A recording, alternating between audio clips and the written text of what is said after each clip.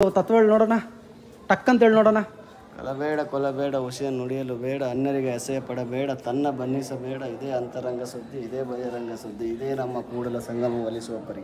Very nice ಮಗ. Hi ಸ್ನೇಹಿತರೆ, ಇವತ್ತಿನ ದಿನ ಈ ನಮ್ಮ ಚಂದಾಪುರದಿಂದ ಒಂದು 4 ಜನ ಸ್ನೇಹಿತರು ಪ್ರಯಾಗ್ ಯಾತ್ರೆಗೆ ಪಯಣಿಸ್ತಾ ಇದ್ದೀರಿ. ನಮ್ಮ ಫ್ರೆಂಡ್ ಡಬ್ಬಗಳು ನೋಡ್ರಪ್ಪ ನಮ್ದು ನೀಲ್ಕಂಠ, ಅದ್ರ ಮುಂದ್ಗಡೆ ಇಲ್ಲಿ ಹರೀಶ್ ಅವರು. Hi Chappanda sir. ಹಾಗೆ ನಮ್ಮ ಲಾಯರ್ ಸರ್ ಜಗನ್ನಾಥ್ ಅವರು ಡ್ರೈವಿಂಗ್ ಮಾಡ್ತಿದ್ದಾರೆ. ಇವಾಗ ಸುಖವಾಗಿ ಹೋಗ್ಬಿಟ್ಟು ಬರ್ತೀರಿ. ಹೋಗೋ ದಾರಿಯಲ್ಲಿ ಏನೇನು ಕಾಣಿಸುತ್ತೋ ಅದನ್ನೆಲ್ಲ ನಿಮಗೆ ತೋರಿಸೋಂಥ ಪ್ರಯತ್ನ ಮಾಡ್ತೀನಿ. ವಾಚ್ ಮಾಡ್ತಾಯಿರಿ. ಇವಾಗ ಪ್ರಯಾಗ್ರಾಜ್ಗೆ ಹೋಗ್ಬೇಕಂದ್ರೆ ಸದ್ಯಕ್ಕೆ ಒಂದು ಕೂಡಲ ಸಂಗಮ ಬಂದಿದ್ದೀರಿ. ಇಲ್ಲಿಂದ ನಾವು ಇನ್ನೊಂದು ಜ್ಯೋತಿರ್ಲಿಂಗ ಹೋಗೋಣ ಅಂದ್ಕೊಂಡಿದ್ದೀರಿ. ಎಲ್ಲರ ಹತ್ರ ಇರೋಂಥ ಜ್ಯೋತಿರ್ಲಿಂಗ ಹೋಗಿ ಅಲ್ಲಿನೂ ನಿಮ್ಗೇನಿದೆಯೋ ಅಲ್ಲಿ ತೋರಿಸಂತ ಮಾಡ್ತೀವಿ. ಬಟ್ ಇವಾಗ ಕಾರು ನಿಲ್ಲಿಸಿದಿರಿ. 9 ಗಂಟೆ 9:15 ಆಯಿತು. ರೂಮ್ ಇಲ್ಲಿ ಮಂಗಳೂರು ಯಾತ್ರಾ ನಿವಾಸ ಅಂದ್ಬಿಟ್ಟು ಹೇಳಿದ್ರು. ಇಲ್ಲಿ ಬಂದಿದ್ದೀರಿ. 1,500 ಅಂತ ರೂಮ್ಗೆ 4 ಜನಕ್ಕೆ ಫುಲ್ ಜಾಲಿ. ನಮ್ಮ ಸ್ನೇಹಿತ ನೋಡಿ ಫುಲ್ ಹ್ಯಾಪಿಯಾಗಿ ಫುಲ್ ಖಾಲಿ ಆಗ್ಬಿಟ್ಟವನೇ.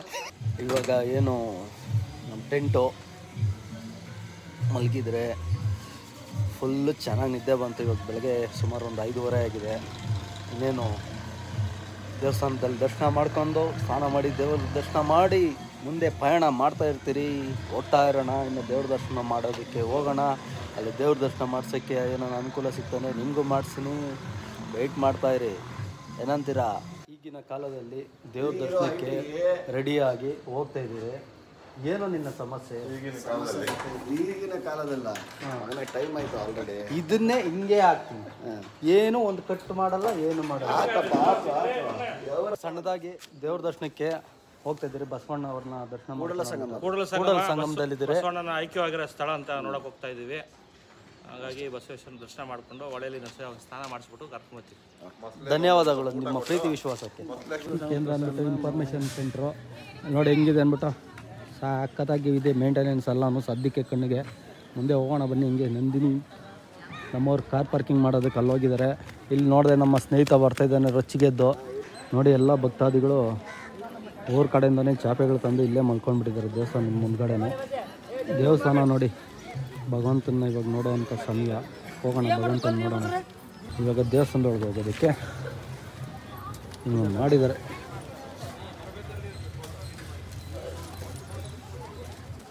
ಎಷ್ಟು ಪ್ರಶಾಂತವಾಗಿದೆ ಗೊತ್ತಾ ಜಾಗ.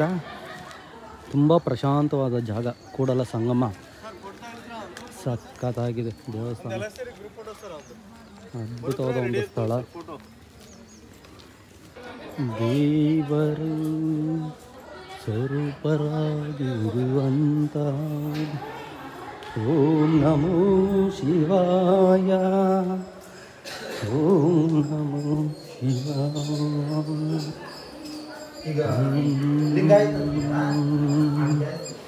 ಎಷ್ಟು ಅದ್ಭುತವಾಗಿ ದೇವಸ್ಥಾನ ಕಾಣುತ್ತೈತಿ. ಭಗವಂತನ ನೋಡಿ. ಇಲ್ಲಿ ಸಂಗಮ ನೋಡಿ ನೀರು. ನಾನು ನೈಟ್ ಇಲ್ಲಿ ಟೆಂಟ್ ಹಾಕೋಣ ಅಂತ ಹೇಳಿದೆ. ನಮ್ಮವ್ರನ್ನ ನಮ್ಮ ಮಾತನ್ನು ಕೇಳಲಾರದೆ ಅತಿಯಾದ ಆತ್ಮವಿಶ್ವಾಸದಿಂದ ಒಂದು ಹೋಟ್ಲಲ್ಲಿ ರೂಮ್ ಮಾಡಿಸಿದ್ರು. ಅದು ಡಬ್ಬ ಥರ ಇತ್ತು, ಆದ್ರೇನೂ ಪರವಾಗಿಲ್ಲ ಅನ್ನೋ ಥರ ಇದೆ. ಇಲ್ಲಿ ನೋಡಿ ದೇವಸ್ಥಾನ. ಭಗವಂತನ ನೋಡ್ತಾ ಇದೆ. ಚೆನ್ನಾಗಿದೆ ದೇವಸ್ಥಾನ. ಕಡೆ ಇಲ್ಲೊಂದು ಬಾಗಿಲಿದೆ. ಭಕ್ತಾದಿಗಳೆಲ್ಲ ಕಾಯ್ತಾ ಇದ್ದಾರೆ ದೇವ್ರ ದರ್ಶನಕ್ಕೆ. 6 ಗಂಟೆಗೆ ಓಪನ್ ಆಗಿದೆ ನೋಡಿ.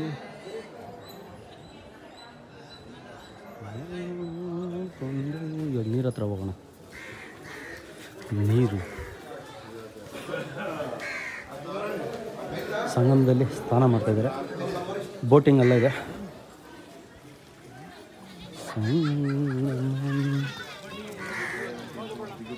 ಸ್ನಾನ ಮಾಡ್ತಿದ್ದಾರೆ. ನಾವು ಸ್ನಾನ ಮಾಡೋಣ ಅನ್ಕೊಂಡ್ರೆ ಈ ನೀರು ಬಿಟ್ಟು ಅಲ್ಲಿ ನೀರಲ್ಲಿ ಬಿಸಿನೀರಲ್ಲಿ ಸ್ನಾನ ಮಾಡ್ತಿದ್ರಲ್ಲ ಸರ್, ಅನ್ಯಾಯವಾಗಿ. ಇವಾಗ ತ್ರಿವೇಣಿ ಸಂಗಮದಲ್ಲಿ ಸ್ನಾನ ಮಾಡ್ತಾರಂತ ಭಕ್ತರು. ಹಾಗೆಯೇ ಇಲ್ಲಿ ನೋಡಿ ಸೂರ್ಯ ಹುಡ್ತಾ ಇದ್ದಾರೆ.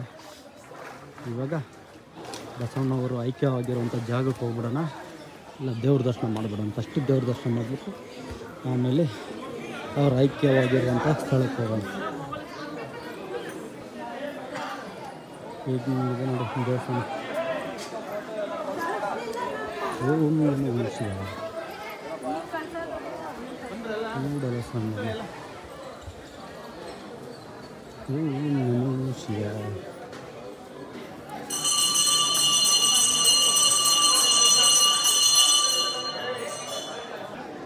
ನಡೀರಿ ಹಾಗೆ ನೀವು ದೇವ್ರ ದರ್ಶನ ಮಾಡಿಕೊಂಡು ಭಗವಂತನ ಕೃಪೆ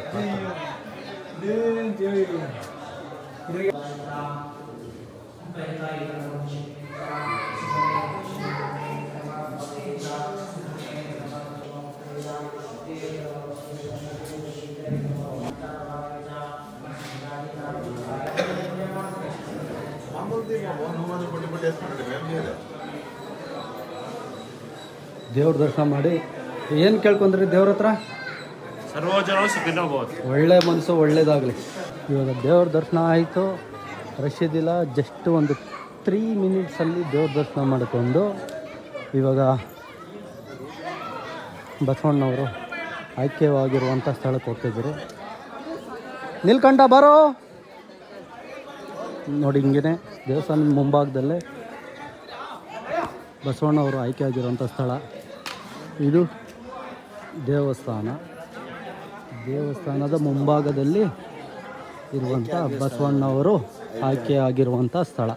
ಇವಾಗ ಈ ಸ್ಥಳಕ್ಕೆ ನಮ್ಮ ಸ್ನೇಹಿತರು ನೋಡಿ 1 2 3 ಎಲ್ಲ ಇಡಬೇಕಲ್ರಿ ಡಿಜಿಟಲ್ ಇಂಡಿಯಾಗೆ.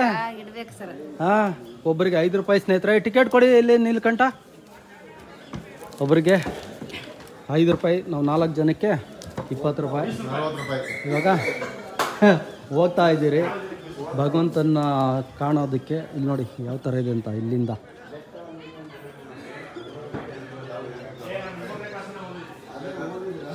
ಇಲ್ಲಿ ಬಸವಣ್ಣವ್ರದ್ದು ಯಾರು ಬರೆದಿದ್ದಾರೋ ಅದನ್ನೆಲ್ಲನೂ ಒಂದು ಅಕ್ಕ ಮಹಾದೇವಿಯವ್ರದ್ದು, ಅಲ್ಲಮ್ಮ ಪ್ರಭು ಅವ್ರದ್ದು ವಿಚಾರಧಾರೆಗಳನ್ನ ಬರೆದಿದ್ದಾರೆ.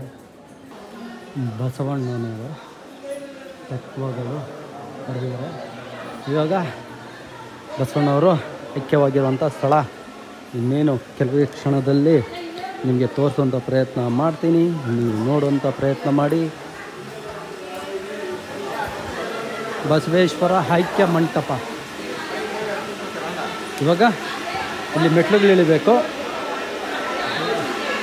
ಮೆಟ್ಲುಗಳನ್ನ ಇಳಿತಾ ಹೋಗ್ತಾ ಇದ್ದೀರಿ.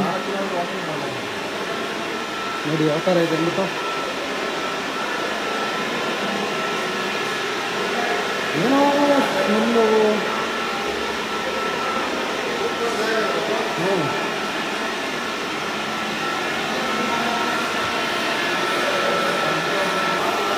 ಸುಮಾರು ಇವಾಗ ನಾನು ಒಂದು 30 ನಿಮಿಷ ಹೇಳಿದ್ಮೇಲೆ ಅವರು ಐಕ್ಯವಾಗಿರುವಂಥ ಸ್ಥಳಕ್ಕೆ ಬಂದಿದ್ದೀನಿ. ಇನ್ನೇನು ಅವ್ರನ್ನ ಐಕ್ಯವಾಗಿರುವಂಥ ಸ್ಥಳನ ನೋಡೋಣ. ಬಸವಣ್ಣನವರು ತುಂಬ ವಚನಗಳು, ಮನುಷ್ಯ ಯಾವ್ದು ಬದುಕಬೇಕು ಅನ್ನೋದೆಲ್ಲ ಬರೆದಿದ್ದಾರೆ, ಹೇಳ್ಕೊಟ್ಟಿದ್ದಾರೆ ಸಿದ್ಧಾಂತನ. ಬಟ್ ಅವರು ಯಾರು ಫಾಲೋ ಮಾಡ್ತಾಯಿಲ್ಲ. ಬರೀ ಬಸವಣ್ಣನ ಸಿದ್ಧಾಂತ ಹೇಳ್ಕೊಂಡ್ರೆ ಸಾಲದು, ಅದನ್ನು ಫಾಲೋ ಮಾಡಬೇಕು. ನೋಡಿ ಐಕ್ಯವಾಗಿರುವಂಥ ಸ್ಥಳ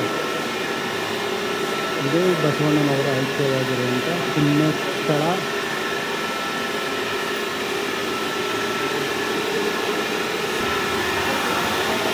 ಬಸವಣ್ಣವರ ಐಕ್ಯವಾಗಿರೋ ಸ್ಥಳ ಬಂದು ಸುಮಾರು ಇಲ್ಲಿ ನೋಡಿ ಯಾವ ಥರ ಇದೆ ಮೇಲೆ ಅನ್ನೋದು. ಅಷ್ಟು ಮೇಲೆಯಿಂದ ಕೆಳಗೆ ಇಲ್ಲಿ ಬಸವಣ್ಣ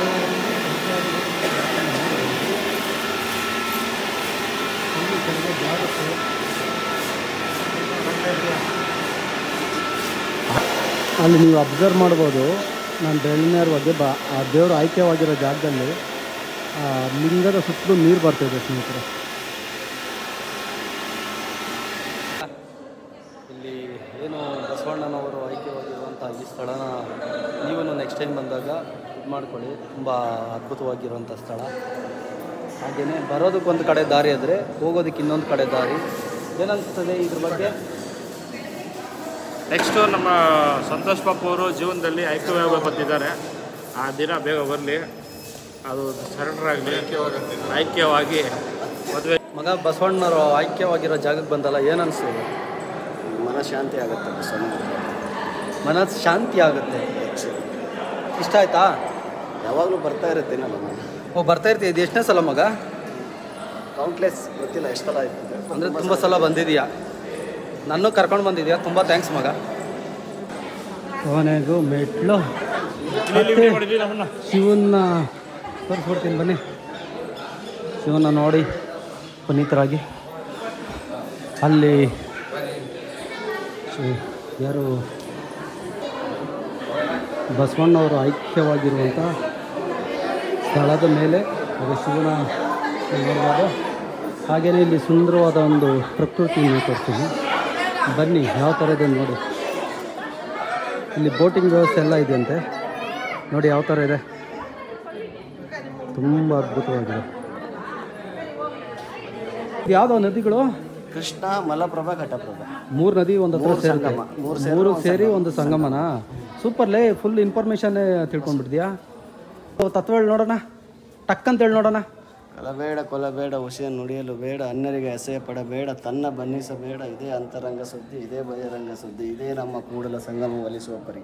ವೆರಿ ನೈಸ್ ಮಗ. ನೀಲ್ಕಂಠ ಹೇಳಿದ ಕೂಡಲೇ ಇವಾಗ ನಮ್ಮ ಲಾಯರ್ ಸರ್ ಹೇಳ್ತಾರಂತೆ, ಹೇಳ್ರಿ ನೋಡೋಣ. ಬೆಟ್ಟದ ಮೇಲೊಂದು ಮನೆಯ ಮಾಡಿ, ಮೃಗ ಅಂಜುಗಳಂತೇಳಿ, ಸಮುದ್ರದಲ್ಲಿ ಒಂದು ಮನೆ ಮಾಡಿ, ನೇತ್ರದಲ್ಲಿ ಅಂಜು ಸಂತೆಯಲ್ಲೊಂದು ಮನೆ ಮಾಡಿ, ಶಬ್ದಕ್ಕೆ ರಾಜರಂತೇಳಿ, ಚನ್ನಮಲ್ಲಿಕಾರ್ಜುನ ಕೇಳಯ್ಯ ದೇವಲೋಕವೇ ಪರಮಾತ್ಮ. ತುಂಬ ಅದ್ಭುತವಾಗಿದೆ, ಪ್ರಶಾಂತವಾಗಿದೆ ದೇವಸ್ಥಾನ. ಲಾಸ್ಟು ದೇವ್ರ ದರ್ಶನ ಎಲ್ಲ ಆಯಿತು. ಮತ್ತೆ ನಾವು ಜ್ಯೋತಿ ಲಿಂಗಕ್ಕೆ ನಿನ್ನ ಪಯಣ ಸಾಗಿಸಿರಿ. ಅಲ್ಲೆಲ್ಲ ಹೊಟ್ಟೆಗೆ ಒಂದು ಸ್ವಲ್ಪ ಉಪಹಾರ ತಿಂತ ನೆಕ್ಸ್ಟ್ ಹೋಗ್ತಾ ಇರೋದು. ದೇವಸ್ಥಾನ ಅದ್ಭುತವಾಗಿದೆ, ಹಳೆ ಕಾಲದ ದೇವಸ್ಥಾನವಾಗಿದ್ರೂ ತುಂಬ ಅದ್ಭುತವಾಗಿದೆ. ಹಾಂ, ತುಂಬ ಚೆನ್ನಾಗಿದೆ ಅಂತ ಏನು ಹೇಳ್ತಾ ಇದ್ದಾರೆ. ಚೆನ್ನಾಗಿದೆಯಾ ದೇವಸ್ಥಾನ? ಹಾಂ, ಆಯಿತು ಬನ್ನಿ.